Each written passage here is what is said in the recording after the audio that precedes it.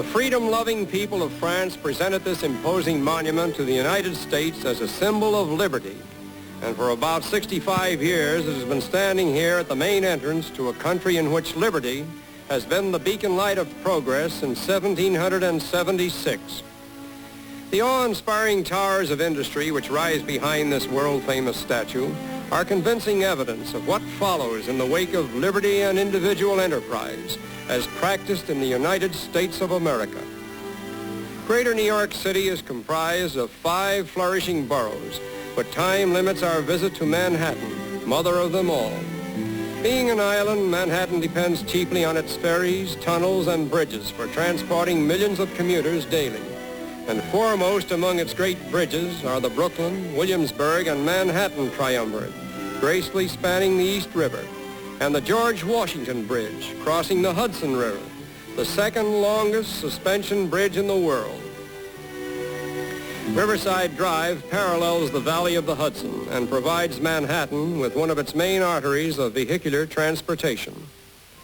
Continuing down the Hudson, we pass the Chelsea Piers, harboring great ships that bridge New York with the world at large. The island of Manhattan is founded on solid rock, providing a firm foundation for the colossal skyscrapers that dominate the skyline. And this is Wall Street, the great financial center of America. It received its name back in 1653 when Peter Stuyvesant, governor of New Amsterdam, ordered a protective wall built across what was then Manhattan's northernmost limit.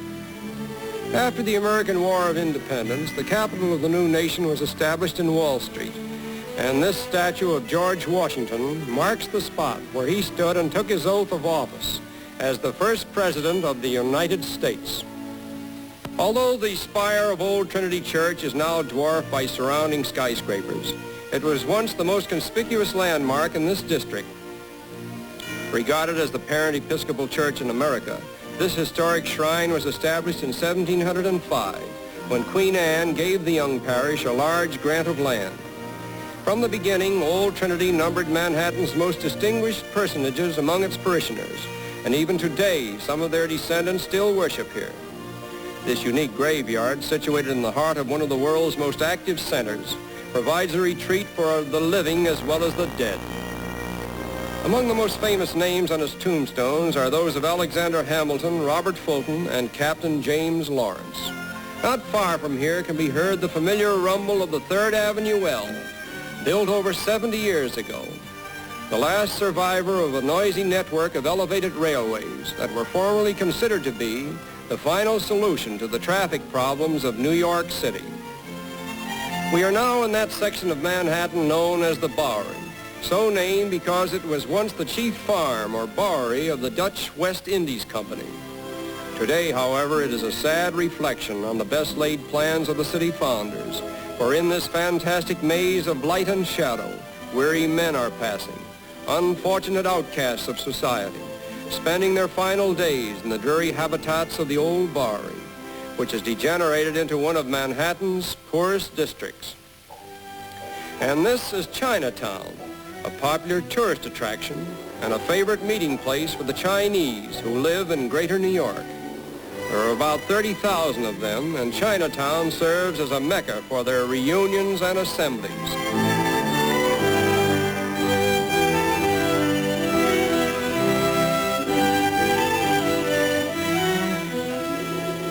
In the Stuyvesant Square district stands a most humanitarian institution known as the New York Infirmary for Women and Children, where the first cancer prevention clinic in the United States was established. During the years of the hospital's service, over 750 women doctors have been trained here, some of whom have gone out to devote their lives to missionary medicine in the farthest corners of the world.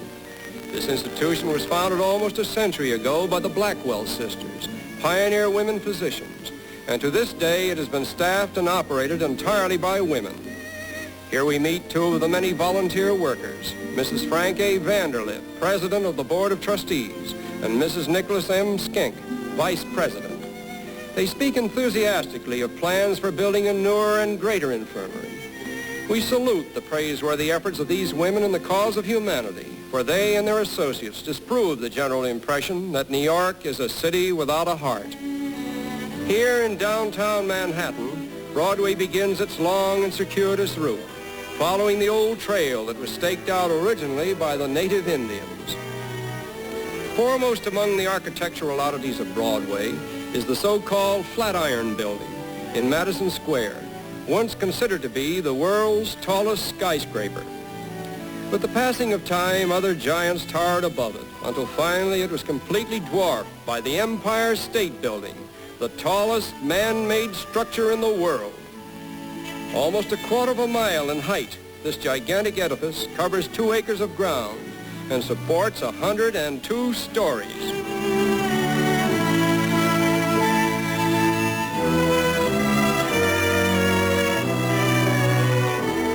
Herald Square at 34th and Broadway was formerly the Rialto of Manhattan, but it was eventually obliged to give way to the uptown movement of trade and traffic, which now maintains its peak in what is known as the Times Square district.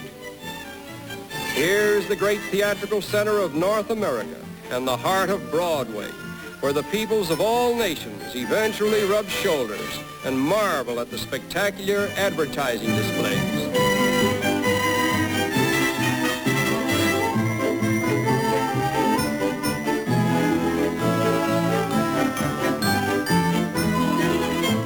Crossing 42nd Street, we pause to admire the New York Public Library, a free American institution patronized by over 12,000 people daily. Continuing our journey along the East River Drive, we pass through delightful little parks and finally come to what may be considered the greatest and most important building project now underway in Manhattan. Here on a plot of land magnanimously donated by John D. Rockefeller, Jr., will rise the future headquarters of the United Nations, a compact group of buildings centered on the 40-story skyscraper that is to provide offices for the Secretariat. Uncle Sam has appropriated $65 million for this great project, which is destined to bring the nations of the world closer together in bonds of friendship and peace. When completed, the United Nations buildings will face the East River, where the Queensboro Bridge, connecting Long Island City with Manhattan, forms a picturesque setting along with Sutton Place and the very commodious East River Drive. Commanding a dominant position on this thoroughfare is the New York Hospital and Cornell University Medical College, serving the public without discrimination as to race, color, creed, or financial means. A panoramic view of the Central Park area illustrates a little of the magnitude of mighty Manhattan.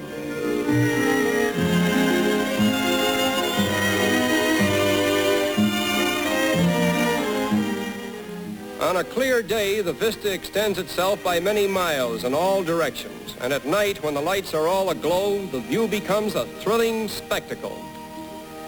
On Central Park South in Plaza Square, there may still be seen a few of the horse-drawn vehicles that once added color and romance to the streets of old New York and now provide a unique experience for romantic couples and tourists who engage them for sightseeing trips through Central Park.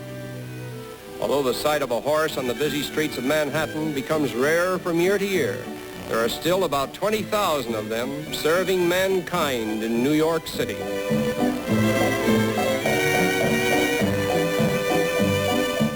A drive through Central Park in a horse-drawn carriage is a unique experience in which the past literally rubs shoulders with the present.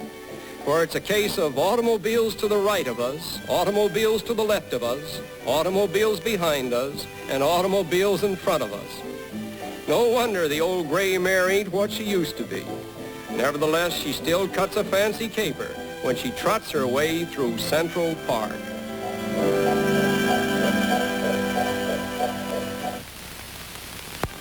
Probably the oldest monument in North America is this Egyptian obelisk in Central Park, a gift from the Khedive of Egypt. It weighs 200 tons and is said to be about 3,500 years old. The Metropolitan Museum of Art on the Fifth Avenue side of Central Park houses one of the world's greatest collections of art, designed for the cultural education of the public, free of charge. Yes, museums, libraries, churches, schools, and countless other educational and cultural institutions are still free to the public in this great land of liberty.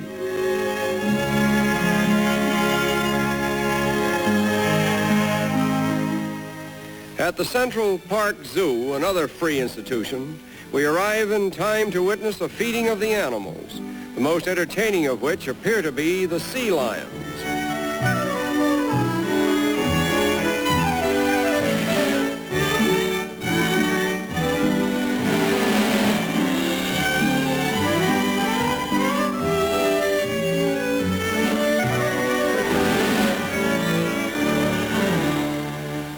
White polar bears are carnivorous and quite dangerous during the mating season.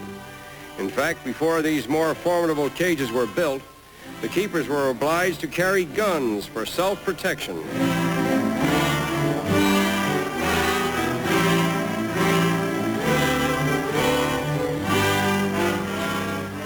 And here is the laziest animal in the zoo, old Hippo, who stands up just long enough to be hand-fed.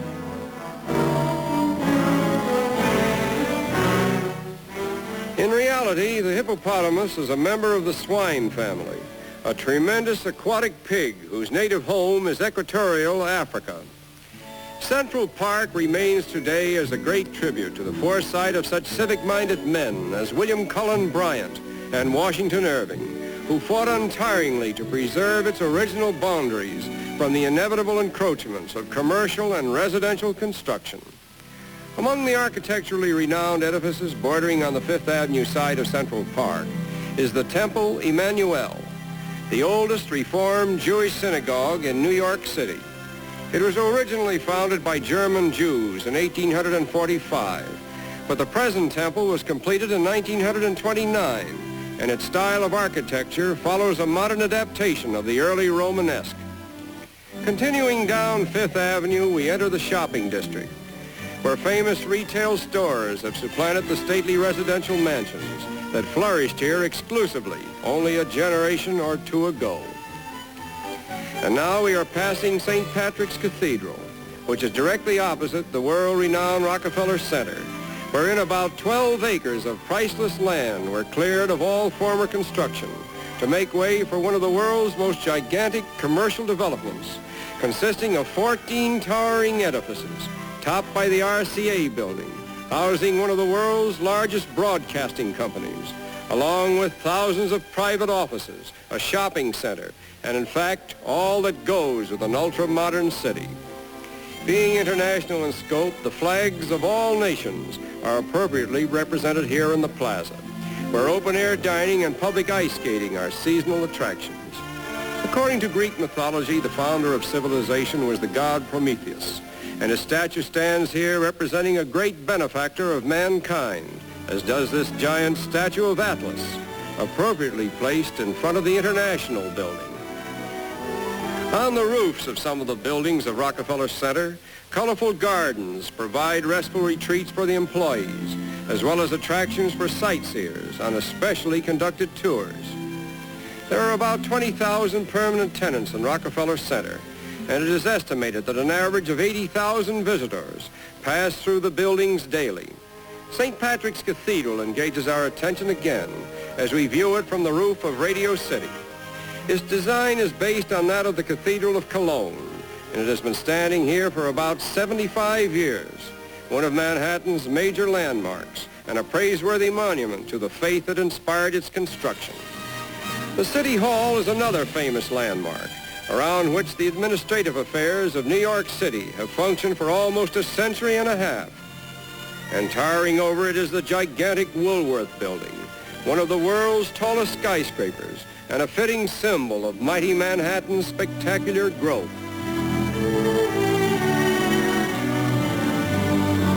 Nevertheless, the old City Hall still holds first place among the important landmarks of New York, and many of the city's most prominent leaders have been associated with its history, not the least of whom is the Honorable William O'Dwyer, the present mayor of America's largest metropolis, competently holding a position which is considered to be second in magnitude and complexity only to that of the President of the United States. Manhattan is particularly noted for its world-famous department stores, where the styles of a nation are inaugurated, and shopping itself becomes a thrilling experience.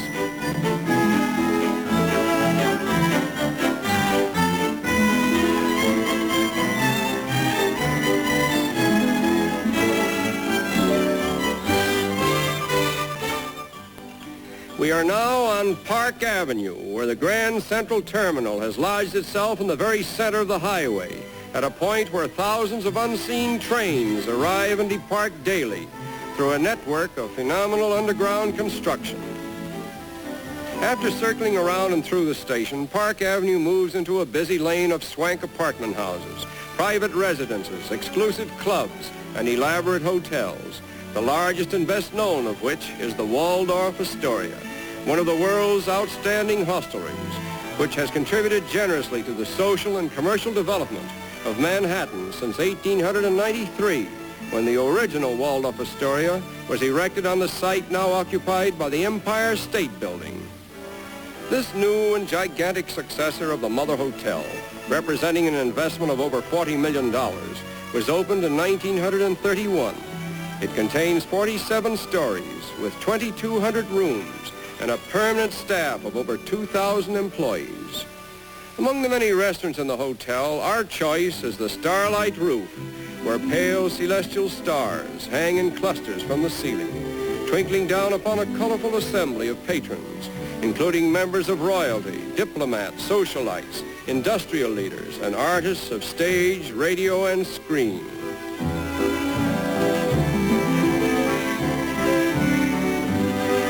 On this occasion, it is our pleasure to meet Miss Ann Miller of movie fame, escorted by C.R. Smith, President and Chairman of the Board of Directors of American Airlines, Frank A. Reddy, President of the Waldorf Astoria, and Henry B. Williams, Resident Manager.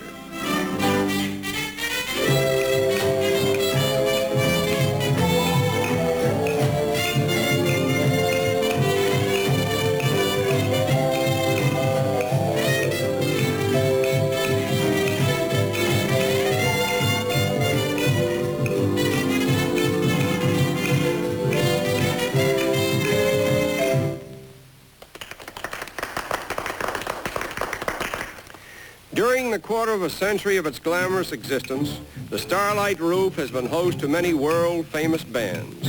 This one in particular has won international acclaim under the leadership of Xavier Cugat.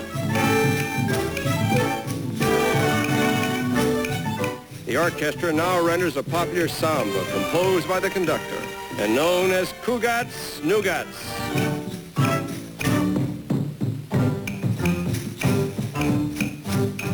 And here we meet Mrs. Ted Saucier, prominent New Yorker, and Lanny Ross, one of America's favorite vocalists.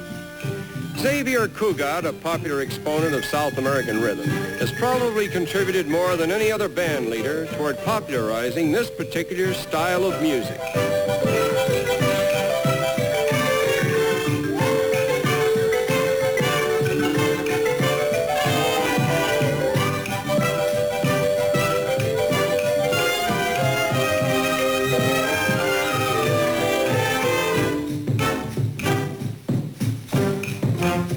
Cugat's Nougats in dance form is a delightful morsel, and we would like to remain here for an encore. But the Starlight Roof is only one of Manhattan's centers of gaiety, where the thrills of nightlife are traditional, and where the heights of nocturnal dazzle are reached in the glittering lights of Times Square and Broadway.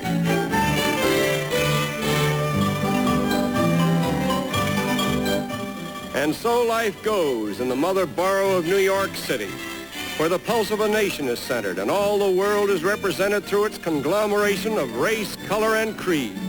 And it is here on the gay white way that we most reluctantly say farewell to mighty Manhattan.